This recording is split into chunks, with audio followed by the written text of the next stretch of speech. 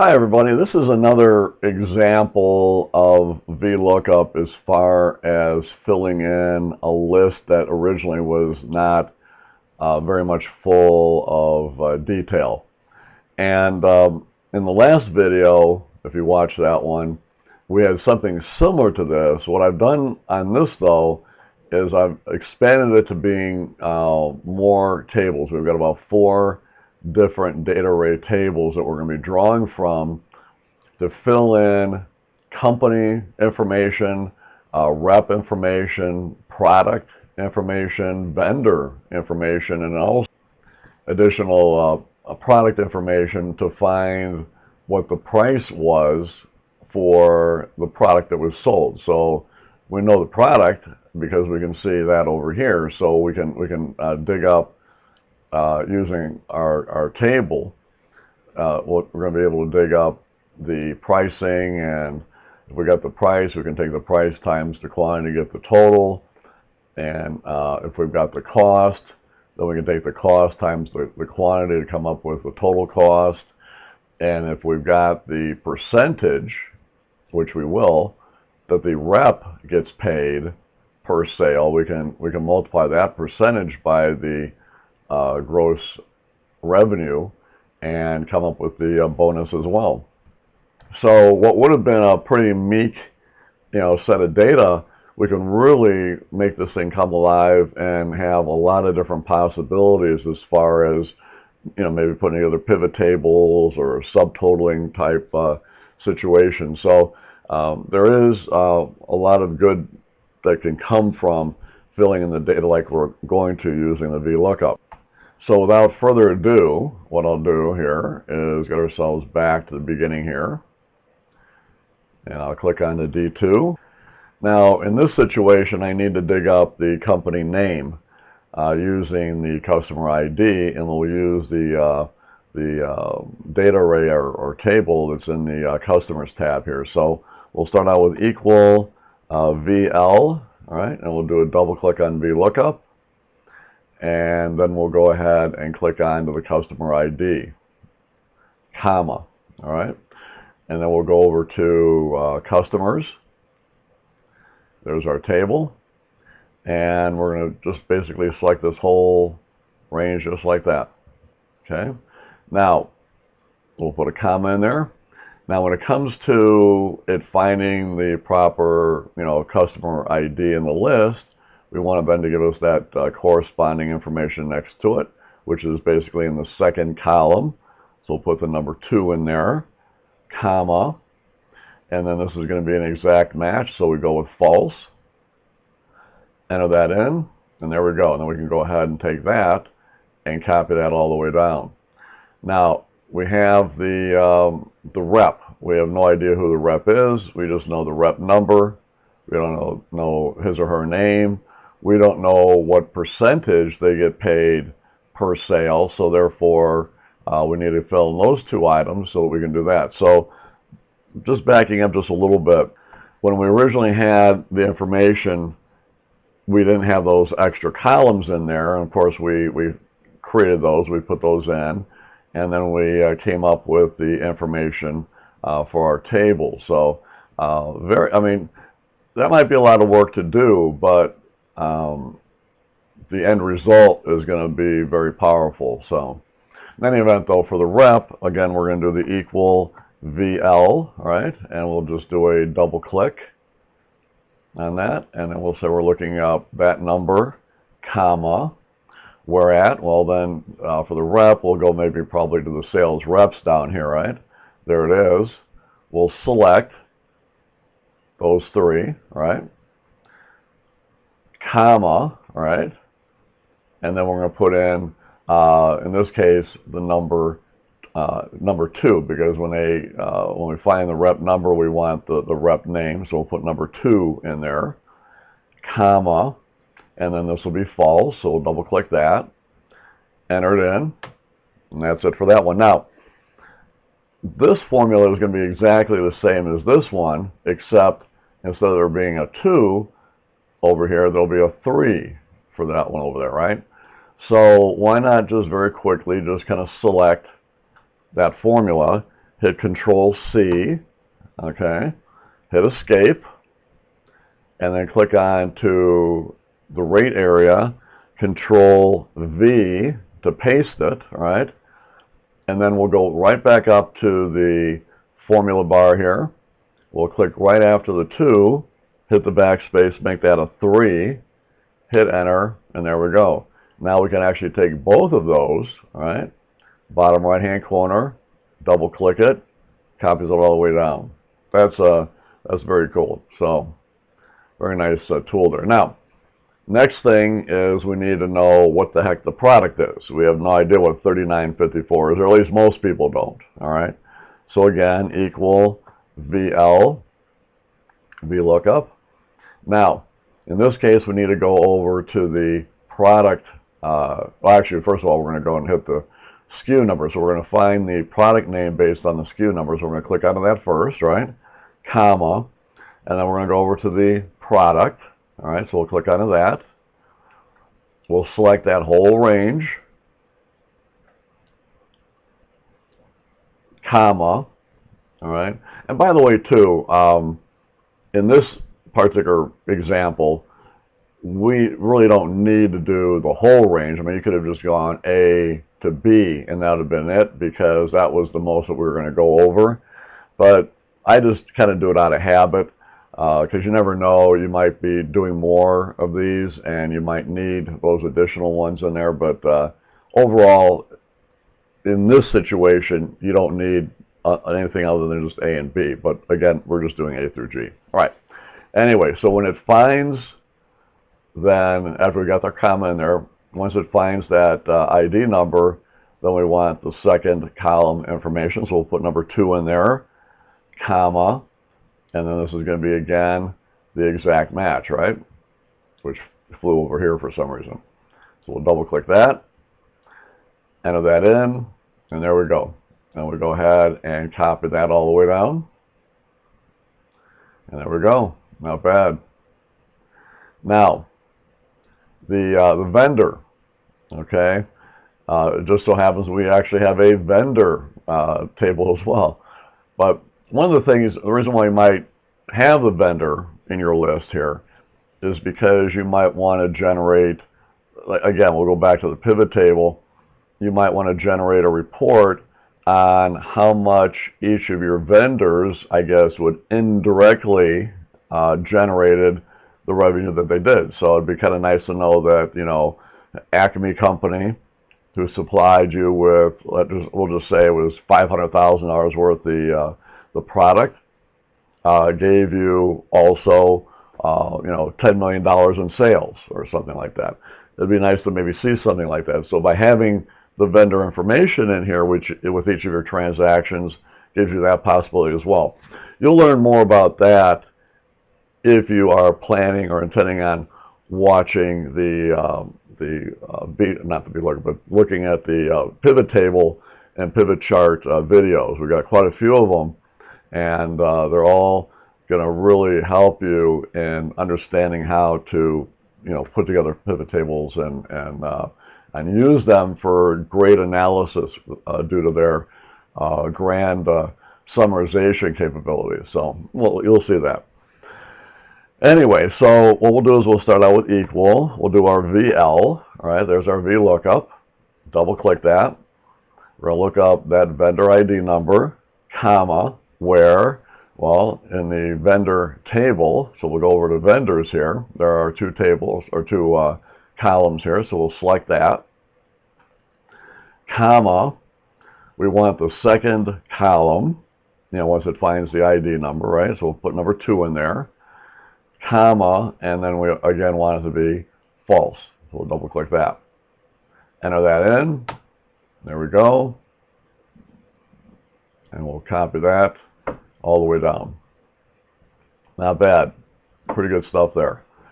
The next thing, I mean, it was nice to know how much we sold, you know, as far as quantity goes, but if that's all they gave us, you know, in the table, obviously we need to kind of fill that in a little bit if we want to be able to use this information for some other situation. So in this case, most of this information is going to come from our product tab here, product table.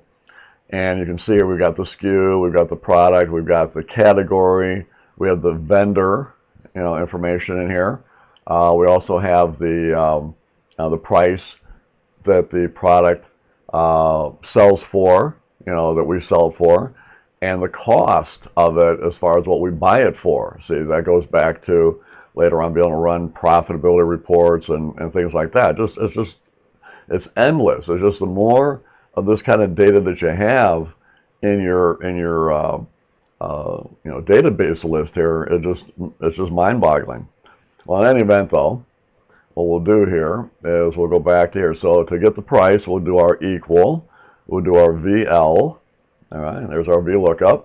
We'll double-click that. Now, where we're going to find the price on? Well, we're not going to find it on the quantity number, right? We're going to have to look up the price based on the SKU, right? So that'd be over here. So we click on to H2. All right, you understand that? So obviously the pricing is going to be having to do with the product, and the product has to do with the SKU. So there it is, right? So we click onto that, do a comma. Now we'll go down into our product area. There we go. Here's our product table, and again, there's our SKU as being the first field, as I have said a few times now, in our table, and that's a good thing. If these were switched around, you definitely want to make sure that this was the first column. So we go ahead and we select that whole range, just like that. Okay. Now we'll do a comma. All right. Now when it finds the SKU number, we want the price. That's this guy over here, right? So that means first column, second, third, fourth, fifth, sixth. So number 6. So we want 6 in there, comma, and then we have exact match, right? Definitely for that, right? Hit the enter key, and there you go. So that was another reason why I wanted to do this example with all of you, is because that's major stuff there. I think most people use this are maybe doing maybe 1 or maybe 2 or 3 columns, stuff like that. Here we're doing, here we went out to the 6th column, and we're also going out to the 7th column of that later. So a lot of neat stuff here. So hopefully this kind of expands your minds a little bit as far as how this is used. Now we'll take that and we'll copy that down. Now, if I have the quantity and I have the price, then I can do the extended price on this, by taking this number times that number, right? So I'll do my equal. I'll click on to the quantity, asterisk for the times, and then the price, right? Enter that in, copy that down. There we go for that, right? Now the cost of the product. Again, that's going to come from the products table. So we'll do our equal VL, right? There's your VLOOKUP. Now this time we're going to go over to the SKU number again, right?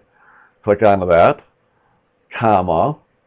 Now the table is again going to be the what? It's going to be the product table, right? Now we probably could have also maybe copied the formula, from the other one. I'm not going to bother with that. I mean, this is easy doing this. So we'll just kind of select this, all right? Comma. Now here we're looking for the cost. Now the cost is going to be what? 1, 2, 3, 4, 5, 6, the 7th column, right, everybody? So we put a 7 in there, comma, and then we're going to go with false. That's it. Hit the enter key. We can take that cost, copy that down. That's great. Now, to get the total cost of the sale, in other words, we generated $35,000 in revenue, but the revenue that we generated was because of the product that we bought. We bought 4,840 of these things, right? Eventually, I mean, we bought more than that, but, we bought that many for this particular sale, and the cost is $428. So it'd be nice to see what that total cost is, because later on, if you wanted to, we don't have it in here, But later on, we actually basically take that total cost, you know, and subtract it from our total revenue here, and that will give us profit, right? So anyway, so how do we get the cost in there? Well, we're going to go, and again, we're going to do the equal. Okay, we'll do our VL. And again, I suppose we could also, you know, copy it, but what the heck? I think it's good to kind of see this over and over again to kind of get it in your mind. All right, so we'll just go ahead and double click onto VLOOKUP. Now we're going to find the cost by, first of all, looking up the SKU number, right, of the product, comma, going over to our product, again, selecting that whole range,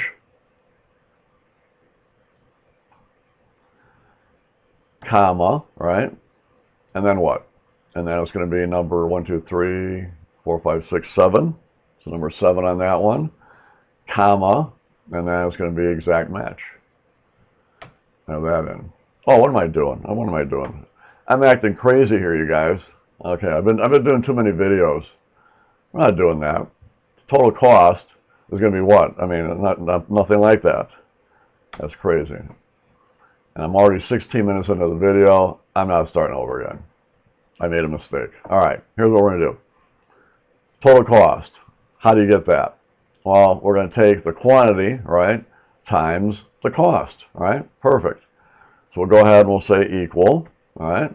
We'll take the quantity, there we are, asterisk, and then we'll take the cost. There you go. Hit the enter key. Look at that. And we'll copy that down. Now, as an added bonus, not the bonus that you see there, but the added bonus, let's say, well, we'll do the bonus first, and then we'll do the next thing. So we'll do the bonus now. To do the bonus, now what we need to have, if we look across here or back here, because now we have the rate that they get paid as far as their bonus goes. We brought that in with the VLOOKUP. We can take that number, multiply against the total to come up with that bonus. So we'll say equal. We'll click onto the rate. Don't know which way you do this. So we'll click on the rate, put our asterisk in there, and then click onto our total. Right? There we go. Hit the enter key. Voila. There's the bonus. Now, what we could also do, all right, and I kind of mentioned this before, we could also figure out our profit. Might be kind of nice to know, you know, the profitability of each of the sales, all right? And usually the profit is derived. I mean, there's all different, you know, types of profit that you can have, but just the simple old gross margin, you know, type, you know, profit. That is basically just taking the total revenue minus the cost. Now we're going to expand that and also subtract the bonus, because if we brought in $35,000, we have to shell back out $20,000 for the cost, you know, for let's say this one here, and an additional almost $3,000 in what do you want to call it? I guess bonus, right? Then what does that leave the company with, right? So let's try this one. So let's go over here and we're going to call this one profit, just like that. And over here we'll just type in equal.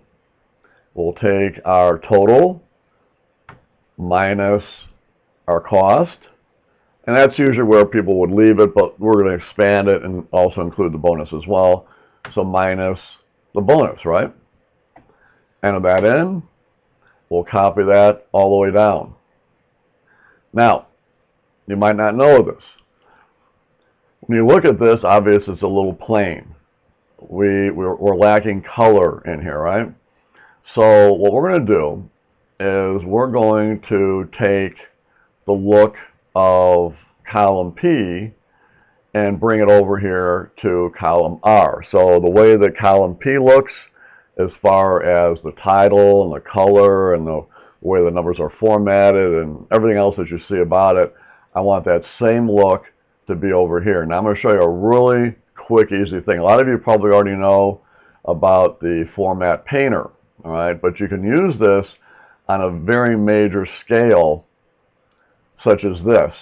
So instead of just saying, well, I'm going to take this and I'm going to hit my format painter and click onto here, and that will then copy all the formatting of this over to here, we're going to tell it to take the formatting of this, the formatting of this, the formatting of this, and everything else that we got down here, and do that all at once and not have to do it on a one-for-one, kind of basis here. So, probably the easiest way to do this, you click on the column P, all right? You click onto the paintbrush, just like that. We click onto the letter R right over here, and voila, okay? So it's basically laid out pretty much in the same way that this one here is. Now, the problem with this one, now that I look at it, I was able to make all of these centered because they were all even in width. They had the same number of numbers in there, same width. This is a little bit off, all right? Doesn't look that bad, but if this does bother you, okay, I don't want to turn this into a formatting class, but what you can do is you can click onto here, do a Control, Shift, hit your down arrow key, and that will basically select all your records. I mean, we've got 75,000 of these things, right? And what you can do is over in the home area, we can tell it that we want to line it up on the, kind of like on the right-hand side, kind of like that, all right? And that will then get them all lined up on the right. And if you want to try this, I don't know if this will work very well, but because it's already lined up on the right-hand side, we can indent it over here to the right. Now, because it can't really indent any further to the right, can't get moved further to the right, it bounces off and goes to the left. And sometimes, depending on how things are laid out, it'll come back and not too far over. Now, if that's okay, that's fine. We could also maybe make the column just a little bit wider. Well, that's not too bad. You can play around with it. I mean, if it's not a big deal to you anyway, you can leave it centered and be done with it. So in any event, though, there you go. So that's a great little new modified list of data that we have now, and hopefully you can use some of these ideas and techniques for what you're doing with your own work. So thanks a lot for watching the video. Take care.